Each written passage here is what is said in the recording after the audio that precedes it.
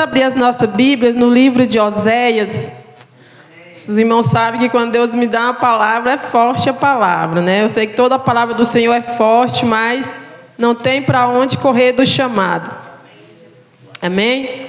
Quero aqui dar uma paz do Senhor também para todos os irmãos que nos assistem através do canal em Acoré.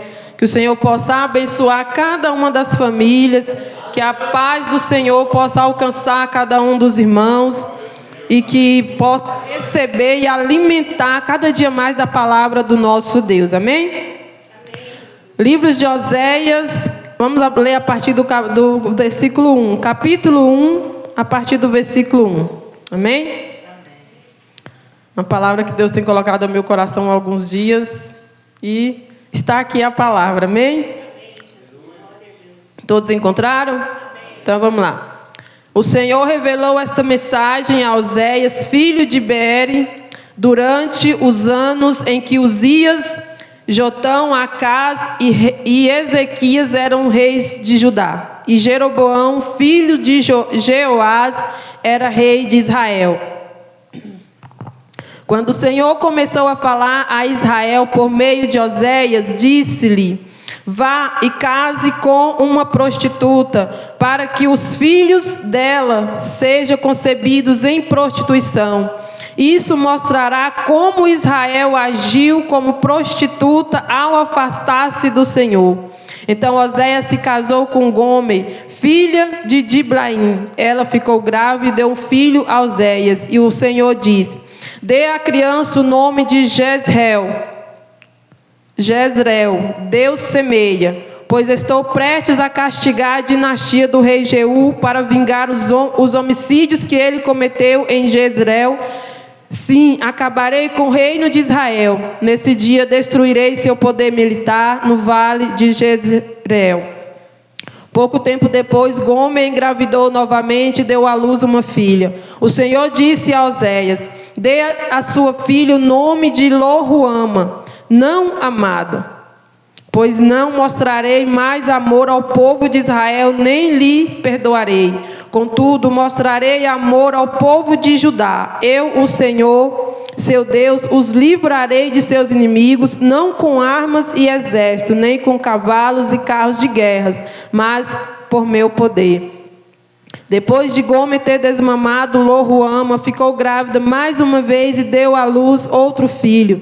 E o Senhor disse: dê-lhe o nome de Lo-rami, não meu povo, pois Israel não é meu povo e eu não sou seu Deus. Virá o tempo, porém, em que o povo de Israel se tornará como areia à beira do mar, que não se pode contar. Então, no lugar onde lhes foi dito: vocês não serão meu povo, se dirá: vocês são filhos do Deus vivo. Nesse tempo, o povo de Judá e o povo de Israel se unirão, escolherão para si um só líder e voltarão juntos do exílio. Que grande dia será o dia em que Deus semear seu povo novamente em sua terra. Amém? Vamos ler o 2. Não vamos ler o 2 todo, só para os irmãos entenderem mais ou menos a palavra. Vamos ler o capítulo 2, a partir do versículo 2. Apresentem acusações contra sua mãe, pois ela já não é minha esposa, eu já não sou seu marido. Digam-lhe que remova do rosto a maquiagem de prostituta e que tire as roupas que deixam os seios à mostra.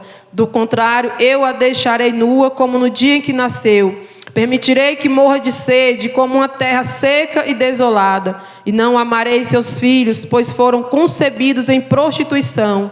Sua mãe é uma prostituta indecente que engravidou de forma vergonhosa. Disse: irei atrás de outros amantes e me venderei a eles em troca de comida e água, em troca de roupas de lã e de linho, em troca de azeite e bebida. Por isso a cercarei com espinheiros, levantarei um muro à frente dela, para fazê-la se perder em seu caminho. Quando correr atrás de seus amantes, não os alcançará. Procurará por eles, mas não o encontrará. Então pensará: voltarei para meu marido, pois com ele estava melhor que agora. Amém? Somente até aí, em nome de Jesus. Soberano e eterno Deus, Deus maravilhoso, Deus santo, Deus fiel, Deus verdadeiro. Papai, eis aqui a tua palavra. Senhor, nesta noite, ó Deus de Israel, que verdadeiramente teu Espírito Santo, ó Pai, venha falar conosco através da tua palavra. Que o Senhor venha dar a direção, papai, que diminua eu, que o Senhor cresça, ó Deus. Papai, coloca, Senhor, na minha boca as palavras a quais o Senhor quer falar para a tua igreja nesta noite. Meu Deus, em nome do Senhor Jesus, nós te agradecemos, papai. Meu Deus, em nome do Senhor Jesus, por esta palavra abençoada, maravilhosa, papai, pela oportunidade, privilégio e liberdade, pai, que nós encontramos, papai, através da tua palavra neste país, meu Deus. Muito obrigado, pai, em nome do Senhor Jesus. Amém? Então, os irmãos, nós lemos aí essa palavra. É uma palavra, irmãos, que a minha Bíblia, ela é muito clara, né? Tem algumas Bíblias que a tradução é diferente, né? Mas a minha Bíblia aqui, ela fala muito clara. E nessa noite, né, eu quero deixar para a amada igreja, eu quero falar para os irmãos, que o Senhor, Ele tem ciúme de cada um de nós. A palavra do Senhor diz que o Espírito Santo, Ele tem ciúme de cada um de nós. Porque nós somos comprados, não foi por ouro, não foi por prata, não foi por uma quantidade de dinheiro, mas nós somos comprados com o sangue do Cordeiro. O Senhor Jesus, Ele derramou todo o seu sangue ali na cruz do Calvário, para que eu e você, nós fôssemos alcançados pela graça. Então, por isso que o Espírito Santo, Ele tem ciúme de cada um de nós. E o livro de Oséias, né, o profeta Oséias, ele foi levantado para simbolizar, né? A gente vai ver aqui o casamento de Oséias com essa prostituta, que simboliza, né, Oséias como sendo Deus, e a prostituta ali, a sua esposa, como sendo o povo de Israel, né? Hoje, né, nós podemos trazer para os nossos dias como Oséias sendo o próprio Jesus, e a sua esposa sendo a igreja. Porque a palavra do Senhor diz que o Jesus é quem? O nosso noivo. E a igreja é o quê? A sua noiva. Então a gente vai ver aqui o Senhor usando, né, ali a boca de Oséias, usando Oséias como um símbolo, né? E a gente vai ver que alguns profetas, o Senhor usa a boca deles para ali profetizar, mas com Oséias o Senhor vai lá e usa através dele, né, da sua vida, do seu ser. E Deus vai lá e usa Oséias para poder revelar, para poder falar com o povo de Israel aquilo que eles estavam fazendo, o pecado que eles estavam cometendo contra Deus.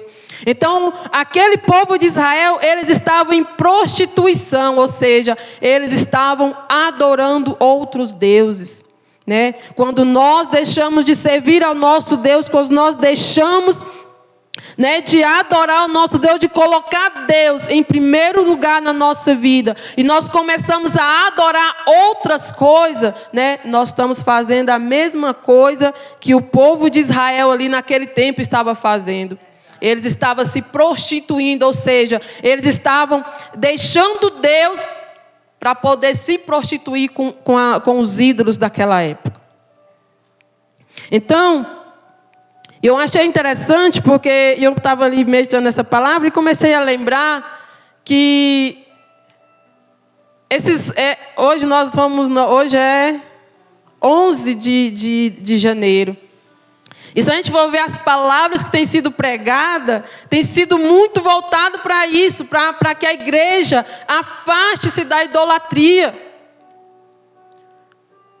Na terça-feira, no primeiro culto de doutrina do ano, ali na sede, o pastor estava pregando justamente sobre isso. E ele falou algo que eu achei interessante, quando o Senhor me tocou nessa palavra.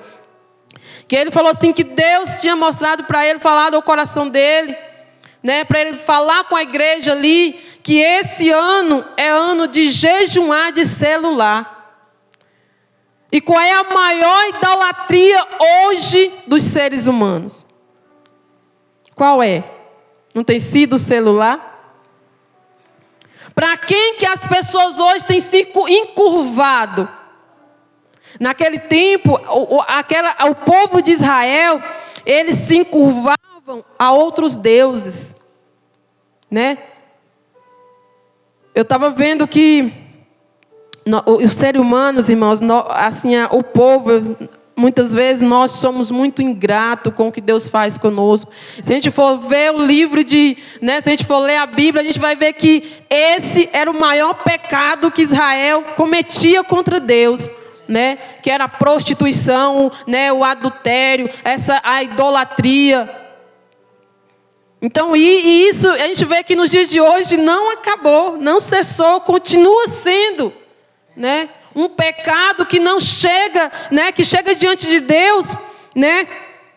Que o Senhor tem vontade de vomitar. Porque quantas coisas o Senhor faz por mim e por você durante todo o dia.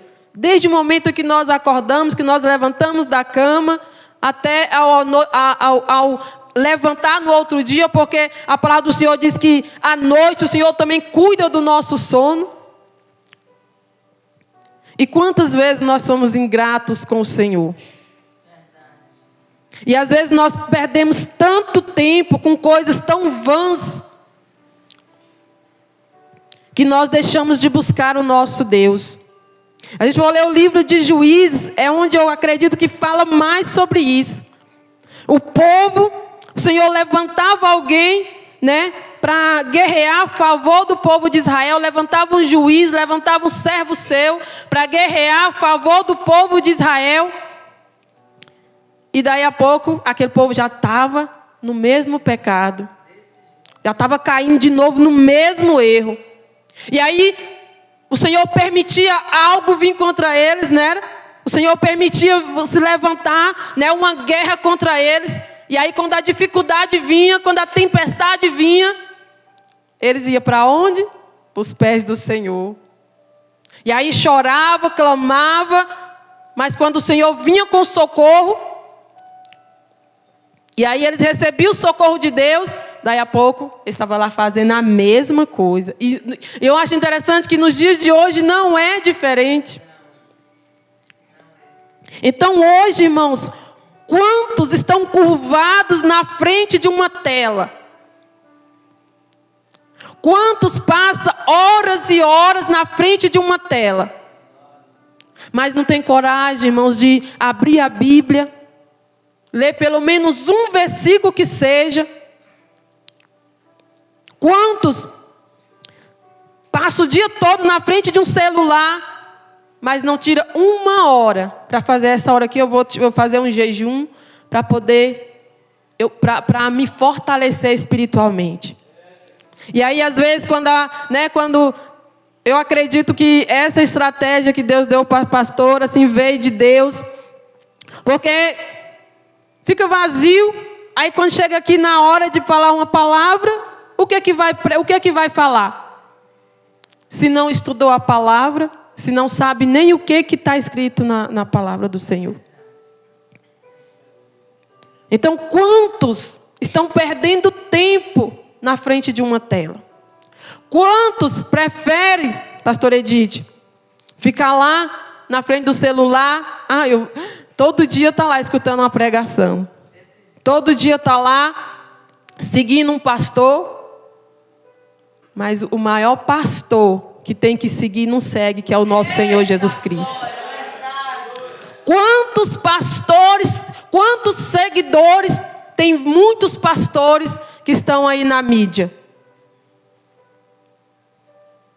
E aí esses dias eu achei interessante que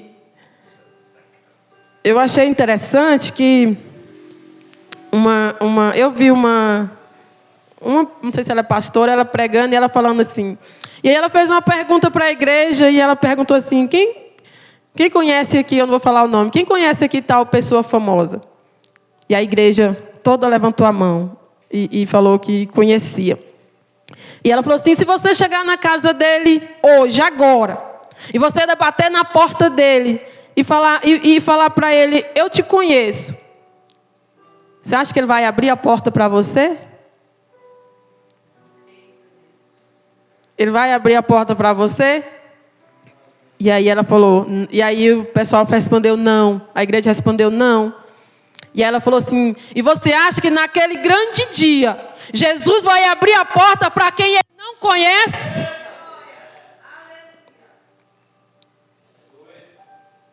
Às vezes está aqui na igreja todo dia, né? Às vezes vem aqui na frente, louva. Mas e naquele grande dia? Será que naquele grande dia, quando você chegar na porta, será que Jesus vai falar: bem-vindos, benditos do meu Pai?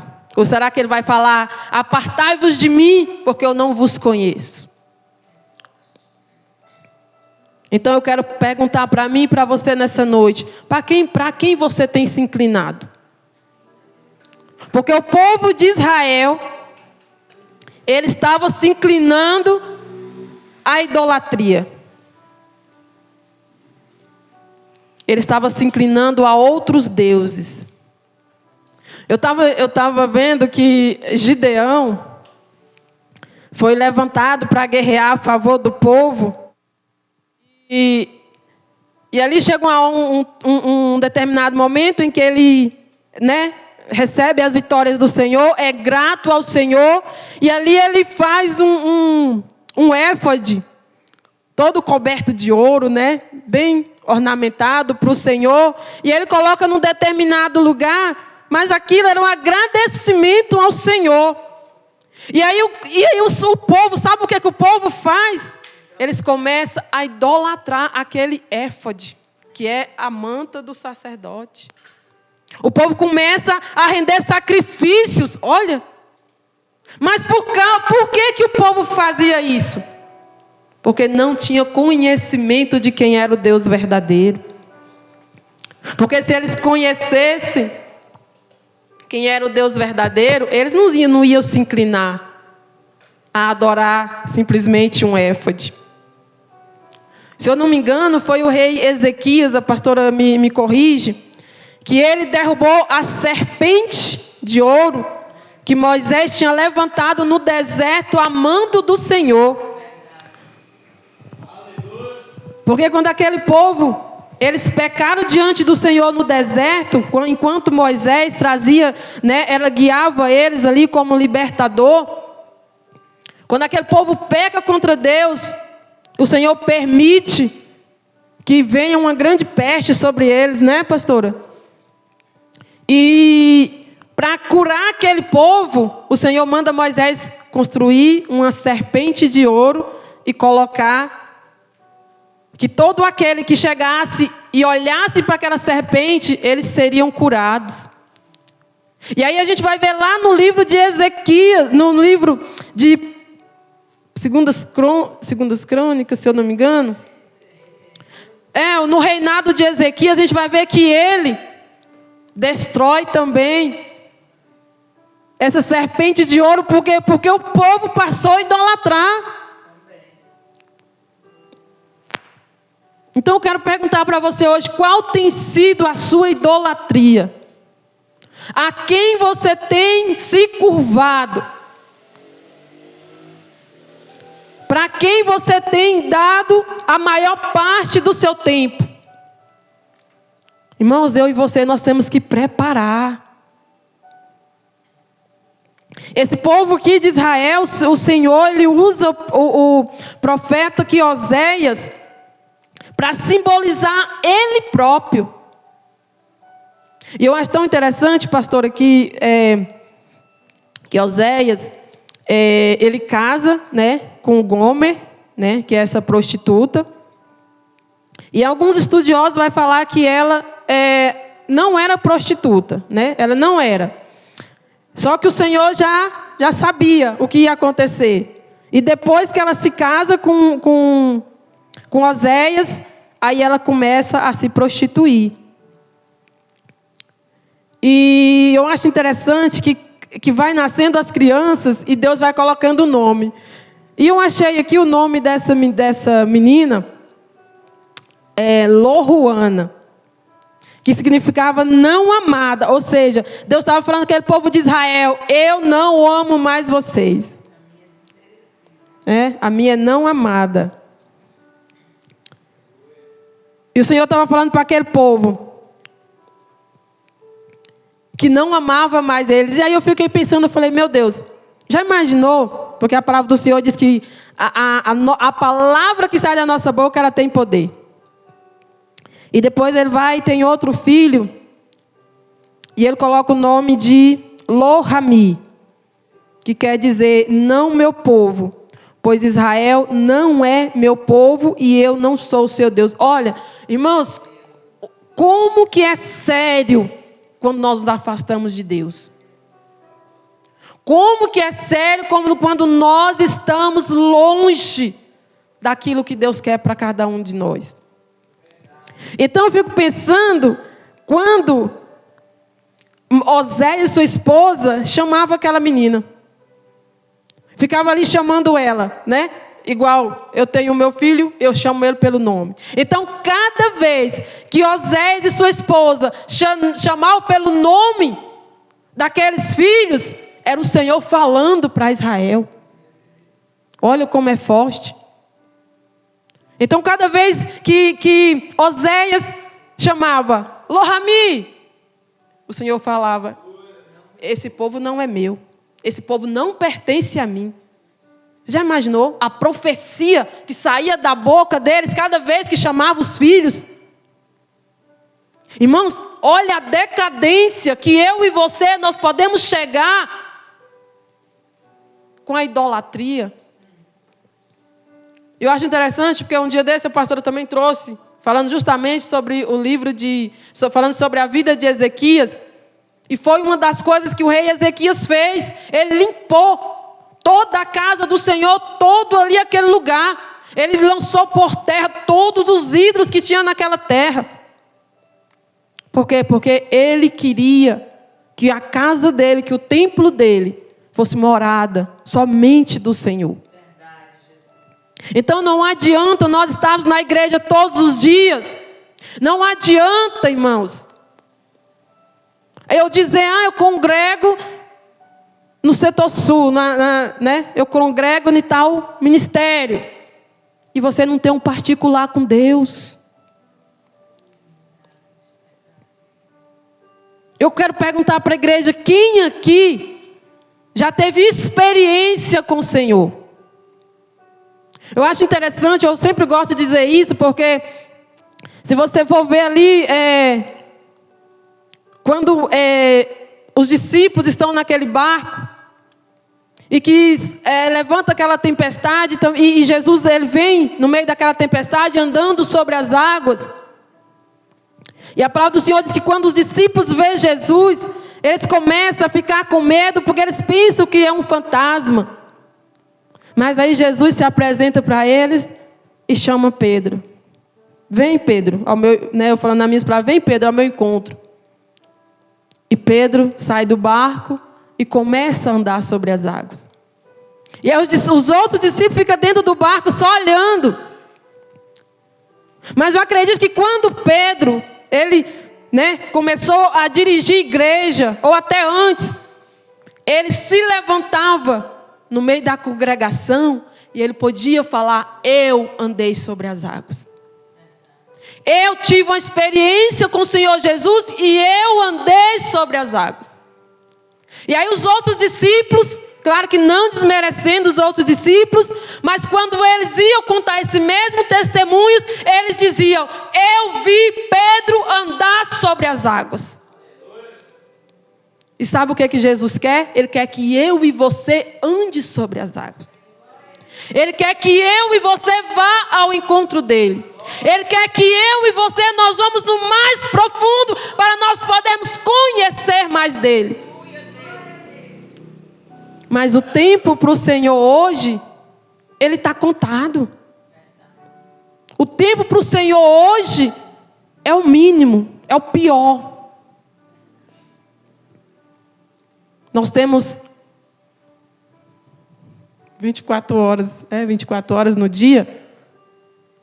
Quantas horas você tem tirado para falar com Deus? Quantos minutos você tem tirado para falar com Deus? Quantos segundos você tem tirado para falar com Deus? Ou para meditar na tua palavra? Irmãos, não é só vir aqui na igreja. Olha, irmãos, o servir a Deus é algo tão mais profundo do que a gente às vezes imagina. É algo tão, sobrenatural. E às vezes nós ficamos perdendo tempo com as coisas dessa terra. Os meus olhos olhou para aquele carro, é lindo. Os meus olhos olhou para aquela roupa, é lindo. Os meus olhos olhou para aquele celular de 10 mil, é o que eu quero. E aí? E o espiritual? Você já leu Apocalipse 21? Como vai ser a nova Jerusalém? Aqui você fica correndo atrás de ouro, lá não, lá você vai pisar.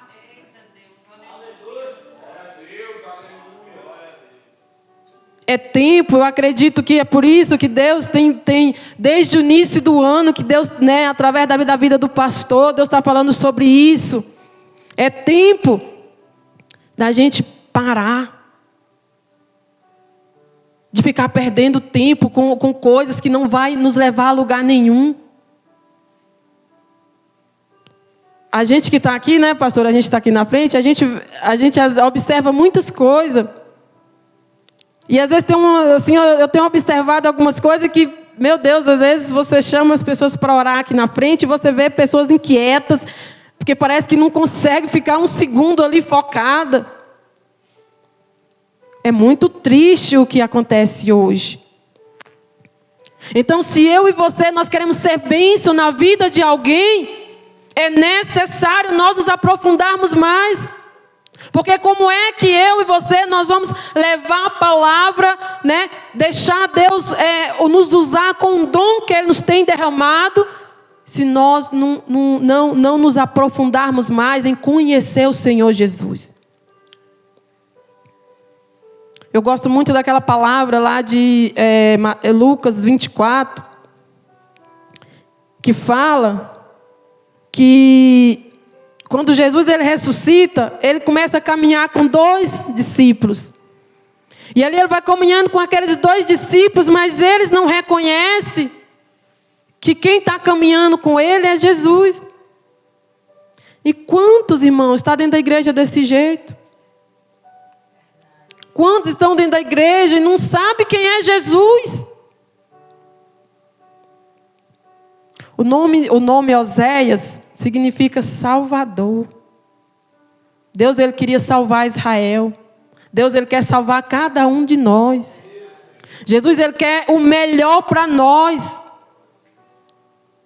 Mas muitas vezes nós cuspimos no sangue de Jesus ali na cruz do Calvário. Quando nós não guardamos tempo para o Senhor.